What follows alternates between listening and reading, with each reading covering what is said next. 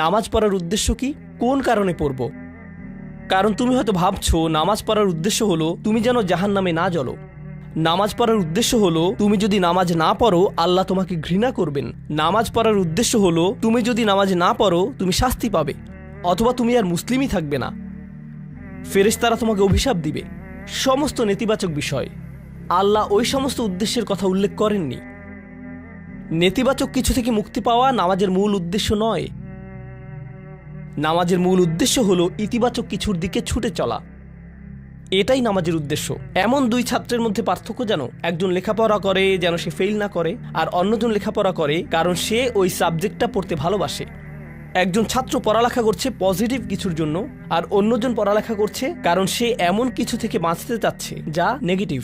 একজন কর্মচারী তার চাকরিটাকে দারুণ ভালোবাসে, আর অন্য একজন কর্মচারী শুধু চায় সে যেন চাকরিটা না হারায়। তারা একই চাকরি করছে, একেবারে অভিন্ন চাকরি, কিন্তু একজন চাকরিটা করতে পেরে কি যে খুশি, কত যে আনন্দ তার, আর অন্যজন খুবই হতাশ, সবসময় মনমরা ভাব। কেন?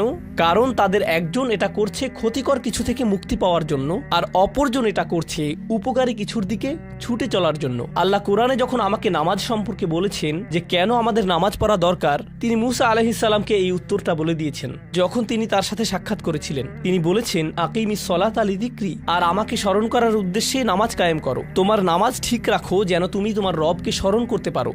আমি তোমাকে ইতিমধ্যে বলেছি যে তোমার আমার সম্পর্কটা খুবই সীমিত, কিন্তু তোমার সাথে আল্লাহর সম্পর্কটা অনেক আগে থেকে শুরু হয়েছিল, আর তার সাথে তোমার এই সম্পর্কটা অনন্তকাল ধরে বলবৎ থাকবে।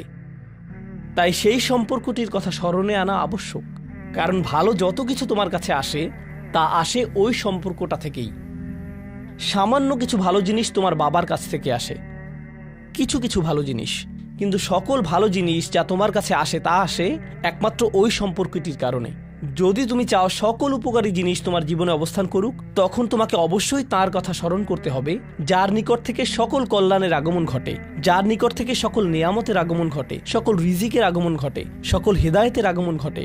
আর তাই আল্লাহ বলছেন সর্বোত্তম যে উপায়ে তুমি এটা করবে তা হলো নামাজের মাধ্যমে তুমি আমাকে স্মরণ করবে। এজন্যই তোমার নামাজ পড়া দরকার।